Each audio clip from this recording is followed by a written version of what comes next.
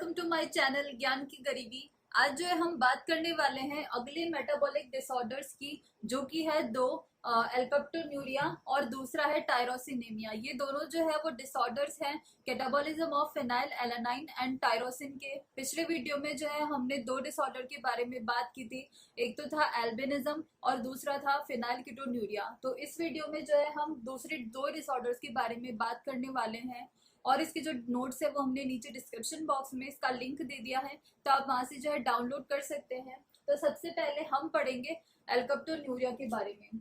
एल्केप्टोन्यूरिया जो है इसे हम दूसरे और भी नाम से जाने जाता है। एक तो होता है ब्लैक यूरिन डिजीज और दूसरा होता है ब्लैक बोन डिजीज, या फिर एल्केप्टोन्यूरिया से भी ये जाना जाता है। ये जो है वो इनहेरिटेड जेनेटिक डिसऑर्डर होता है, मतलब जेनेटिकली ये जो है वो पास होता है ये डिसऑर्डर। और ये जो है वो बहुत ही ज्यादा रेयरली हैपन होता है, मतलब बहुत कम जो है इंसानों में ये जो है पाया जाता है। जो कि अब ये किसकी वजह से होता है कि ये जो फिनाइल एलानाइन और टायरोसिन है, ये जो अमीनो एसिड्स हैं वो प्रोसेस आगे नहीं हो पाते हैं, आगे जो है वो कैटाबोलाइज नहीं हो पाते हैं और फॉर्म नहीं कर पाते हैं मेलिल एसिटिक एसिड।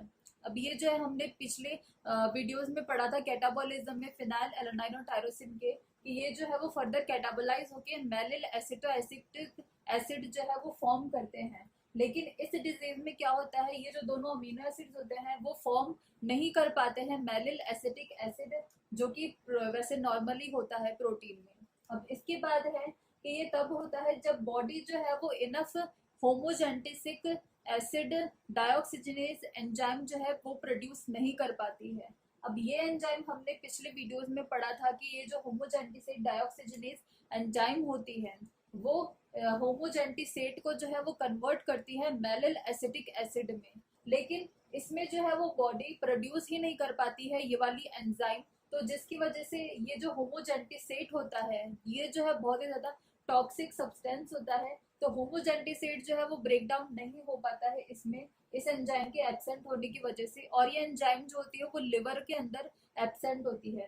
तो ये जो होमोजेंटिसेट होता है वो ऐसे ही जो है एक्सक्रीट हो जाता है यूरिन के थ्रू, जिसकी वजह से जो यूरिन है वो बहुत डार्क हो जाता है इसकी वजह से, और डार्क ब्राउन या ब्लैक कलर का जो है वो हो जाता है अपीयरेंस में।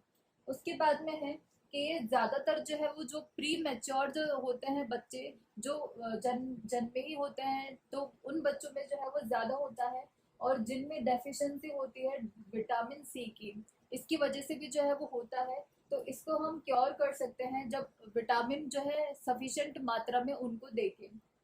सो गाइज, ये था एल्केप्टोन्यूरिया के ऊपर जो है वो डेफिनेशन, और इसके जो है जनरली हमने पढ़ लिया कि किस वजह से जो है होता है, किस एंजाइम की जो है डेफिशिएंसी की वजह से होता है। अब हम जो है वो पढ़ेंगे दूसरा डिसऑर्डर, जो कि है टायरोसिनेमिया। सो गाइस, अब जो दूसरा डिसऑर्डर है टायरोसिनेमिया, अब हम उसकी बात करेंगे। हमें नेम से ही पता चल रहा है टायरोसिन से जो है ये रिलेटेड है डिसऑर्डर। इसमें क्या होता है, जो टायरोसिन का जो मेटाबॉलिज्म कैटाबॉलिज्म होता है वो अच्छे से नहीं हो पाता है और टॉक्सिक मटेरियल्स जो है वो एक्यूमुलेट हो जाते हैं, जिससे कि इसकी वजह से मेनली जो लिवर और किडनी होती है वो ज्यादा इसमें अफेक्ट होती है। तो हम देखते हैं कैसे। सबसे पहले ये जो है वो एरर होता है मेटाबॉलिज्म में, जहाँ पे बॉडी जो है वो इफेक्टिवली ब्रेक नहीं कर पाती है अमीनो एसिड टायरोसिन को। वही है कि जो टायरोसिन है वो अच्छे से टूट नहीं पाता है कुछ मेटाबॉलिज्म में एरर की वजह से, जिसकी वजह से ये जो है वो हो जाता है। और ये जो है वो ज्यादातर जो न्यू बॉर्न बेबीज होते हैं उनमें होता है ज्यादातर टायरोसिनेमिया। इसके बाद में ये जो है वो किस वजह से होता है, इसमें एक एंजाइम होती है फ्यूमेरिल एसिटोएसिटेट हाइड्रोलेज। ये एंजाइम जो है वो रिस्पॉन्सिबल होती है टायरोसिन मेटाबॉलिज्म की वजह से, टायरोसिन मेटाबॉलिज्म के लिए। तो जब ये जो एंजाइम जब एब्सेंट होती है, इस एंजाइम के एब्सेंट होने की वजह से जो है जो एक्यूमुलेशन हो जाता है टॉक्सिक मटेरियल्स का कई टिश्यूज में, और फाइनली जो किडनी और लिवर होते हैं वो इसकी वजह से डिस्ट्रॉय हो जाते हैं। तो मेनली ये जो एंजाइम होती है जो कि टायरोसिन मेटाबॉलिज्म में बहुत ज्यादा हेल्प करती है, उसमें इम्पॉर्टेंट होती है। तो ये जो एंजाइम होती है वो एब्सेंट होती है कई टिश्यूज में, जिसकी वजह से जो है टॉक्सिक मटेरियल्स एक्यूमुलेट हो जाते हैं हमारे बहुत सारे टिश्यूज में, और फाइनली लिवर और किडनी जो है वो हमारी डिस्ट्रॉय हो जाती है। अब इसके बाद में ये जो है वो तीन टाइप्स के होते हैं, टाइप फर्स्ट, टाइप सेकंड और टाइप थर्ड। तो टाइप फर्स्ट होता है वो मेनली जो है एंजाइम के द्वारा कॉज होता है, वो होता है फ्यूमेरिल एसिटोएसिटेट हाइड्रोलेज। तो इस एंजाइम की डेफिशिएंसी की वजह से जो है टाइप फर्स्ट होता है। और टाइप फर्स्ट के जो सिम्टम्स होते हैं इफेक्टिव, वो होते हैं एनलार्ज लिवर, लिवर जो है बहुत बड़ा हो जाता है, थोड़ा सा लार्ज हो जाता है। और दूसरा, स्किन जो है वो येलो हो जाती है। और तीसरा, डायरिया हो जाता है, मतलब जो है दस्त हो जाते हैं, डायरिया हो जाता है। और जो लेग्स होते हैं, पैर होते हैं, वो स्वेल हो जाते हैं, सूज जाते हैं इसमें। और किडनी की भी जो है प्रॉब्लम्स आती है और रिकेट्स भी हो जाता है।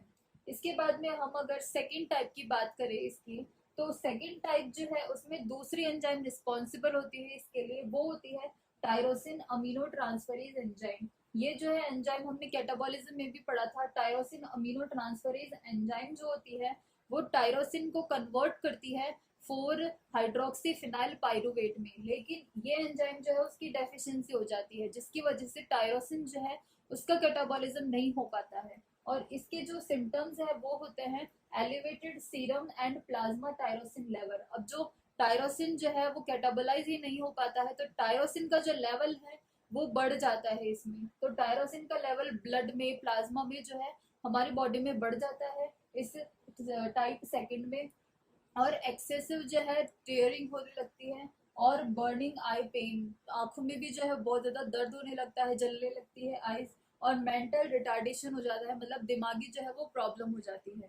उसके बाद में हम अगर टाइप थर्ड की बात करें, तो ये होता है जब डेफिशिएंसी हो जाती है एंजाइम की 4 हाइड्रोक्सी फिनाइल पायरुवेट डाइऑक्सीजनेज एंजाइम।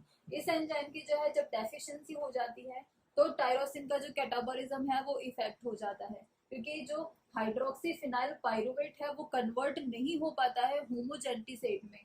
मतलब टायरोसिन की जो कैटाबॉलिज्म प्रोसेस है वो आगे नहीं बढ़ पाती है, तो इसकी डेफिशिएंसी की वजह से टाइप थर्ड हो जाता है टायरोसिनेमिया में। तो इसके जो सिम्टम्स होते हैं, वो इसका मेन जो एक ही सिम्टम होता है ज्यादातर, वो होता है न्यूरोलॉजिकल डिसफंक्शन। मतलब जो ब्रेन में जो है कुछ फंक्शंस में जो है कमी हो जाती है और वो प्रॉपर जो है काम नहीं कर पाता है। सो गाइज, ये थी टायरोसिनेमिया और एल्कप्टोन्यूरिया के ऊपर इंट्रोडक्शन और डेफिनेशन और उसके सिम्टम्स। और इसके जो नोट्स है वो हमने डिस्क्रिप्शन बॉक्स में इसका लिंक दे दिया है, तो आप वहां से जो है डाउनलोड कर सकते हैं। And thanks for watching this video. And if you like this video, please hit the like button and subscribe my channel Gyan Ki Garibi, and hit that bell icon to get notifications for my new videos.